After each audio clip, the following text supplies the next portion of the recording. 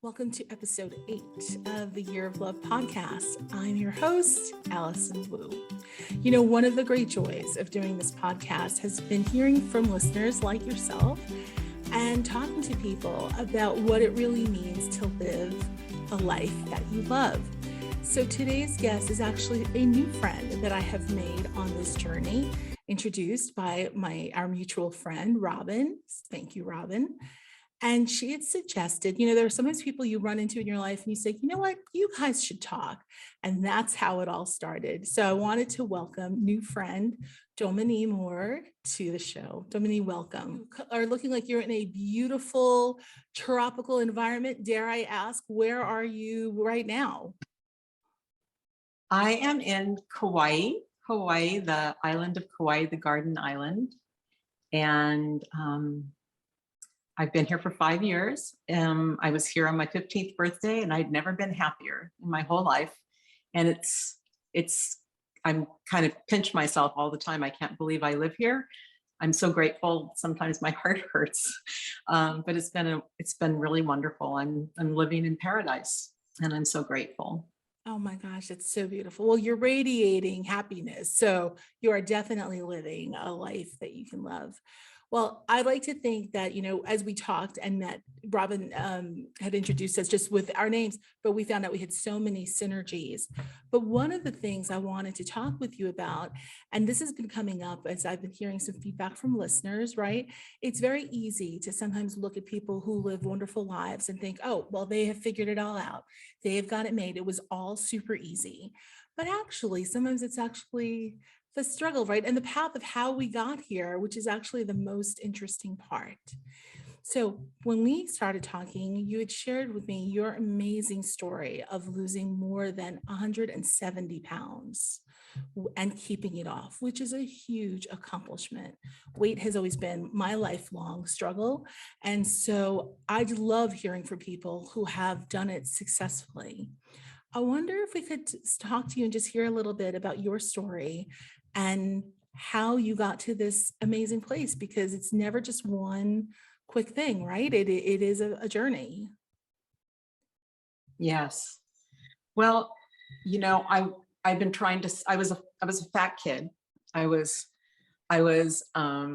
basically since I was 4 years old, I would use food just basically I didn't realize it at the time, but to escape uncomfortable feelings in the moment. So it was a habit that was developed, by the time I was 4 years old. And when I got older, I would actually steal money from my mother's purse to get food. I would do anything to get food. And it was just a way, as I look back on it, to cope with the overwhelming feelings of my environment. And I didn't have a horrible environment. I just was incredibly sensitive. And I also came to learn that. It's been a journey, Alison. And I have been trying to solve this problem my whole life. And I didn't solve it until recently. I'm 68 years old. I'll be 69 in August. And I was a binge eater my whole life. And I got a master's in psychology. I was doing every self-help spiritual thing on the planet. And always with the intention, I need to solve this problem. I need to solve this problem. And I finally did. And it was a long journey. So once I hooked into, I'm going to do it. I am doing it. That was in 2012. And I started tracking my weight, tracking my journeys. I went on crazy diets I had before. But every time I did, I would learn something new. And basically one of the biggest things that I did, one of the most important things that I did, was something called the Presence Process by Michael Brown. And I had done a lot of spiritual work. I had done a lot of therapy, lots of different kinds of therapy, body work therapy, everything, in order to get in my body and feel my feelings.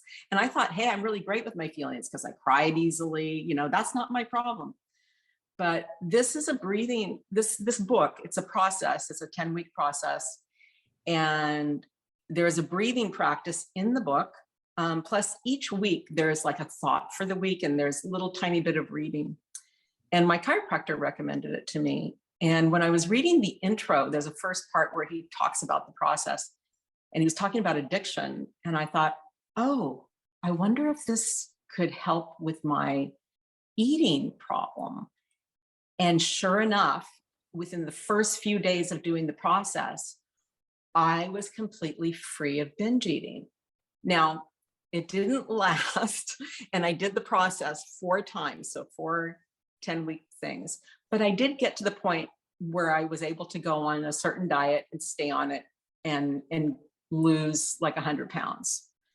And then life got in the way, untimely deaths and stresses and all kinds of things.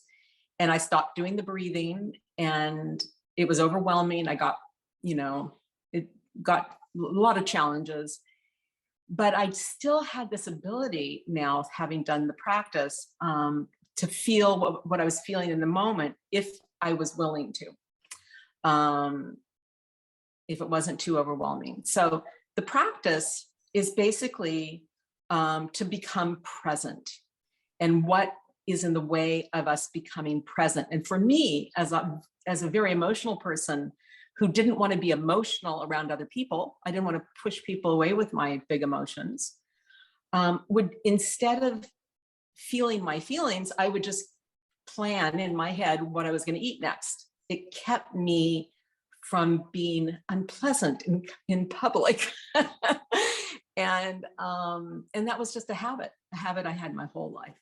So with the presence process, it's basically a breathing where you breathe in and breathe out for 15 minutes, a deep breath. We breathe very shallowly, mostly in our chest, but this was like a deep belly breathing, in and out. And while breathing in and out, saying in the head and through the nose, breathing through the nose, I am here now in this. So it's the inhale, outhale with that mantra, basically, for 15 minutes twice a day. And I experienced intense energy, like it was so uncomfortable. Now, some people might think they're hyperventilating and freak out and stop, but I kept going. I felt like my feet were going to pop off my legs. It was so uncomfortable. And then I felt this energy when I finished the 15 minutes come up my legs, and basically I had an awareness of chakras. It would hit certain chakras, and then all of this feeling would come out. Like there would be rage, there would be deep sadness. And I didn't try and figure it out. I just let the energy move. And that's the way Michael Brown talks about it. He says the way out is through. So I knew I just had to go let the feelings move. And then I had an experience of setting boundaries. Now suddenly I'm living with my boyfriend, who I'd been with for many years, but we'd never lived together. So we had to negotiate all those things. But because my feelings were not so huge and reactive, I was able to set boundaries. And the more I set boundaries, the more I realized I was no longer binging.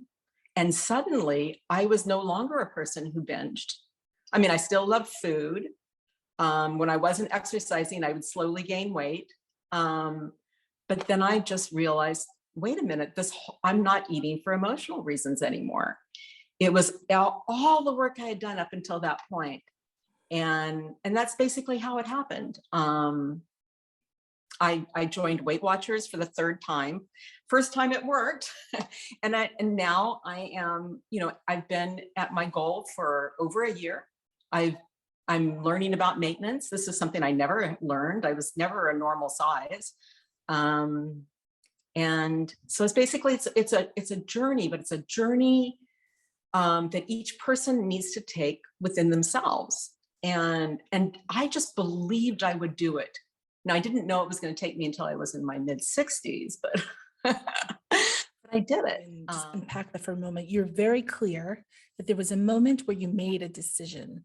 Was there something that happened in 2012 that you said, this is it, I am going to do it?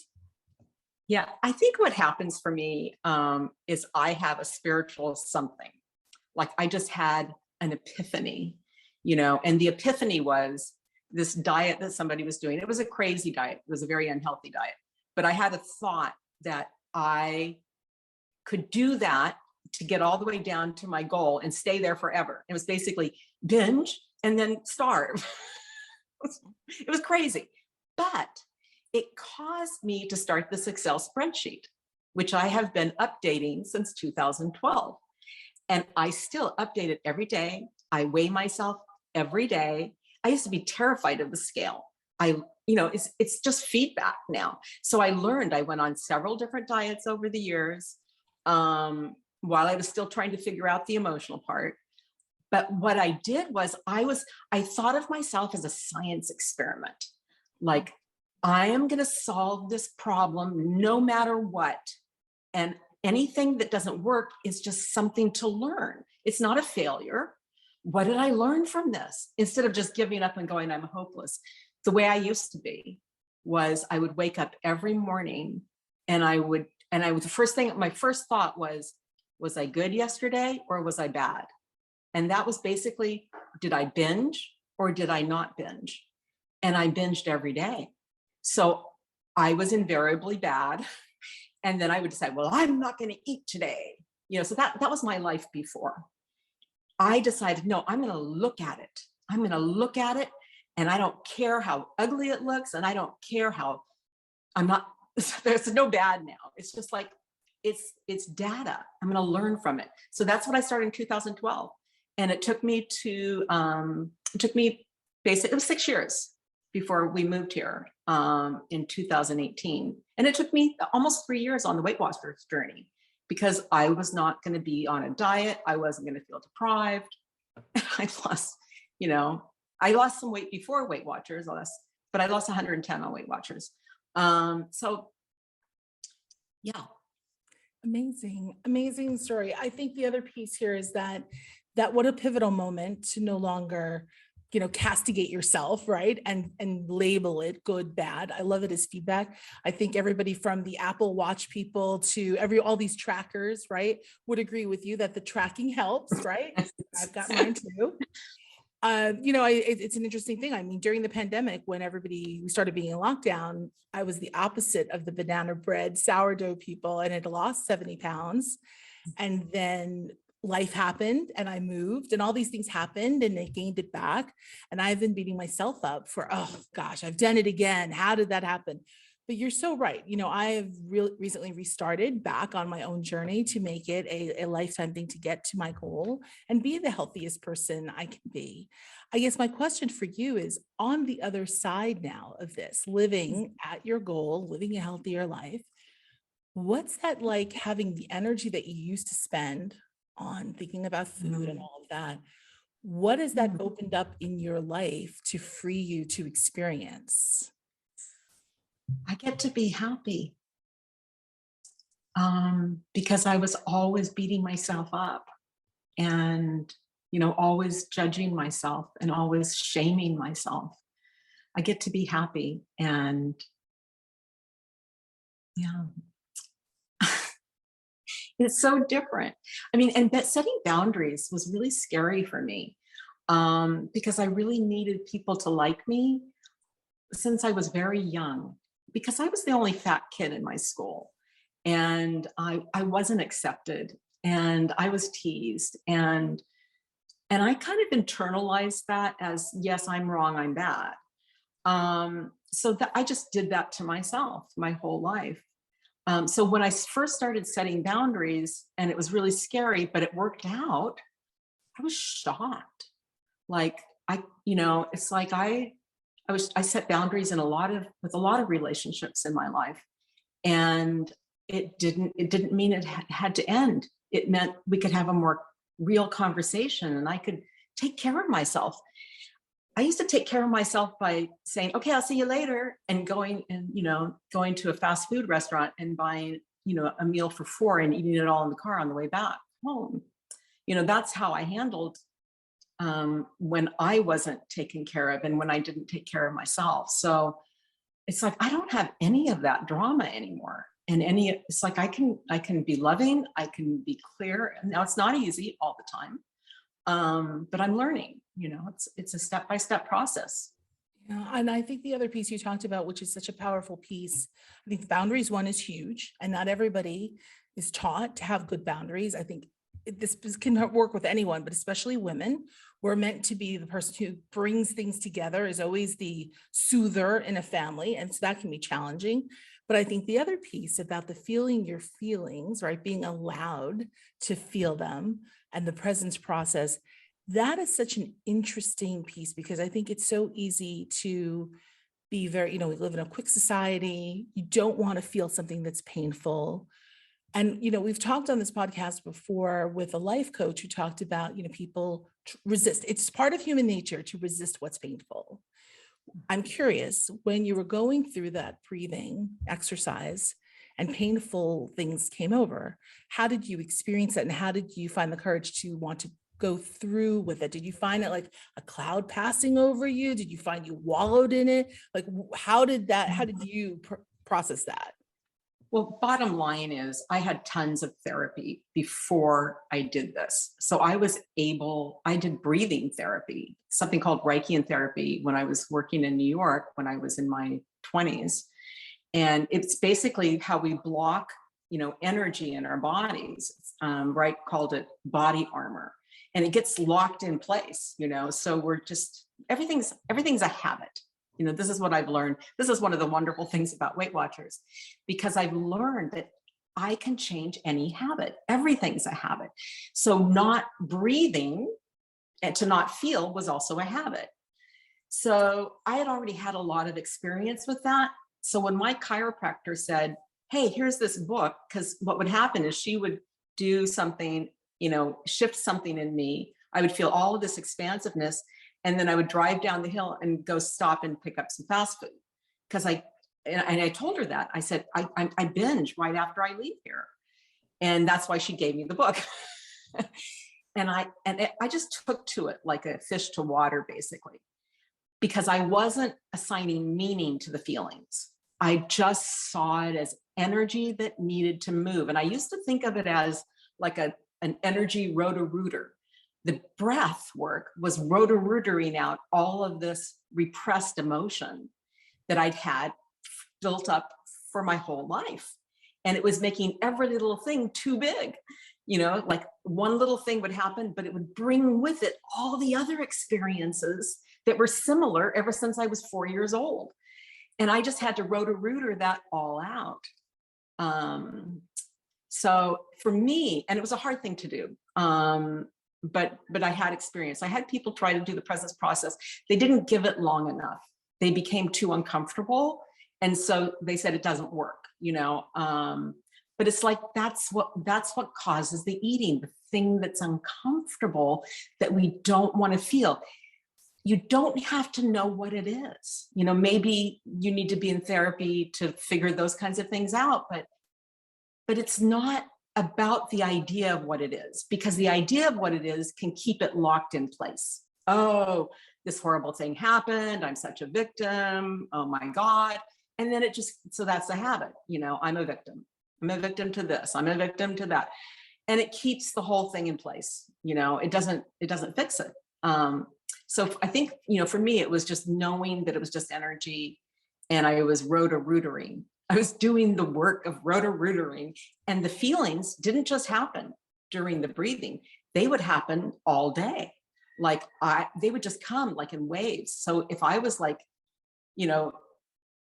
thank God when I was exercising in my aqua aerobics class, I had sunglasses on, because I'd be sobbing, because it was just energy. I was able to cry and sob without making a sound. You were unblocking, right? You were unblocking all of that uncorking it, so that at whatever time later on, shopping, aqua aerobicizing, they were coming up, right? And I think actually this is a pretty interesting application, whether you're binge eating, whether you're overeating, whether it's compulsive gambling, whether it's shopping, whether it's overworking. There's so many ways we all numb out, right? In ways to just deal with what life has presented. Life is hard. It's not always so easy. And Mhm. so there's a lot thrown at us. And I think it's very easy to get into these habits, as you've mentioned, and not realize it, right? But this is, I think, the blessing of this time to be able to slow down, become more conscious with ourselves. And I think, unpacking the whole, trying to have that conscious thought of building a life you love means eliminating the things that really are holding you back from that. Yeah. Any guidance or advice? Anything else additionally you would want to share, just being now on the other side, because now you're doing this really blessed thing of sharing your story, which is amazing. But anything you'd want to say to those listening who are dealing with anything similar, or even your younger self, to give you the courage? Oh my God. Don't give up. Like I wish I could have told my younger self that, when the first time I realized that one day I wasn't thinking about food on the bus when I was working in New York. I was feeling very fulfilled because I was very excited about my job and I was very excited about living in New York. And on the bus, I used to go get a muffin, those big muffins they had. And I'd be thinking about the muffin. And one day I wasn't thinking about the muffin. And I realized that I had been thinking about food my whole life. Food was always on my mind. It was like no matter where I was, no matter who I was with, I was always thinking about what I was going to eat next in order to get through the next moment.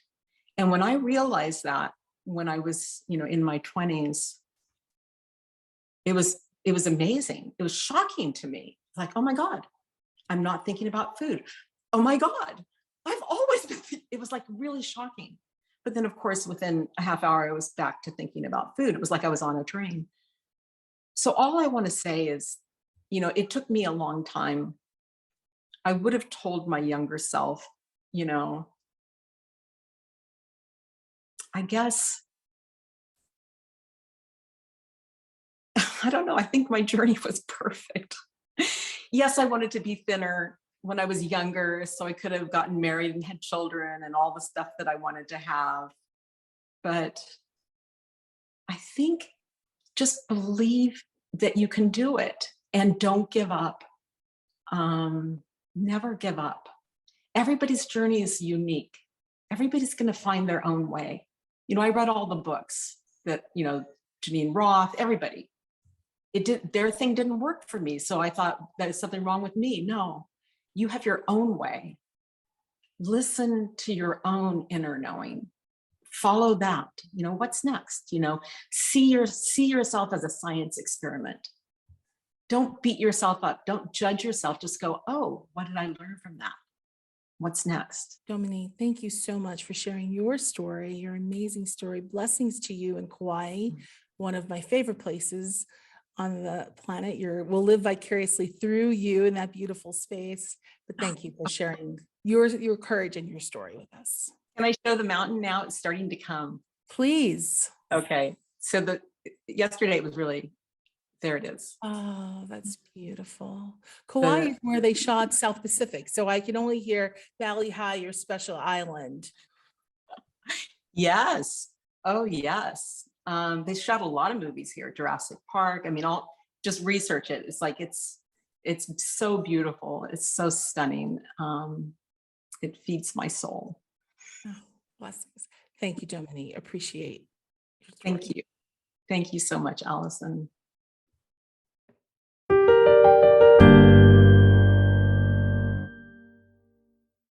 And now it's time for our Weather Gal segment. Elizabeth, last week was a doozy. What do we have on tap for this week coming up?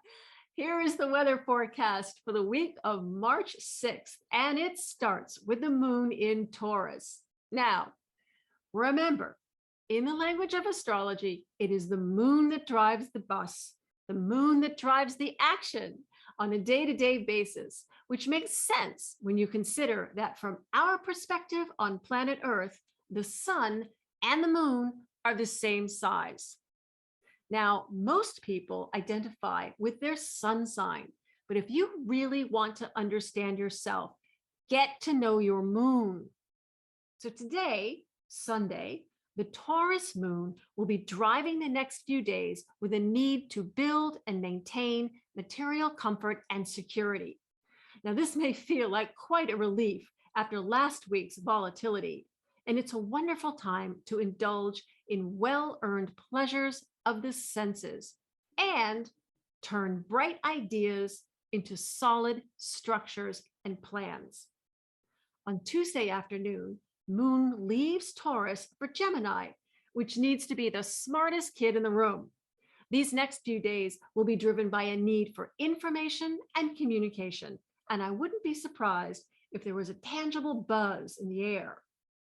Now, on Wednesday night, we have a planetary shift as Mercury, which refers to how we need to think and communicate, leaves Aquarius and enters Pisces, where it will be until March 27th. Now, Pisces is a challenging placement for Mercury because Pisces is symbolized by two fish. And when have you ever heard a fish talk? Pisces does what it does based on how it feels, and we can expect feelings to be a big part of ideas, thoughts, and communication until the end of this month. And by feelings, I mean intuition, empathy for those who may be suffering, and perhaps a vision for a kinder and gentler world. That would be the upside. The downside would be deception, denial, and delusion. On Thursday afternoon, take a break if you can. The Gemini moon will be chilling out, and so should you. If a crisis crops up late on Thursday, chances are that it is much ado about nothing, likely resolved on its own when the moon enters Cancer on Friday morning. The moon is happy when it's in Cancer, where its focus is on creating and maintaining home, family, and homeland security. The United States is a Cancer nation, and in my experience, Congress seems to be exceptionally focused and functional when the moon is in this sign. So we'll see. As for the weekend, it is perfect for doing what makes you feel emotionally secure, nourished, and at home with those who feel like family.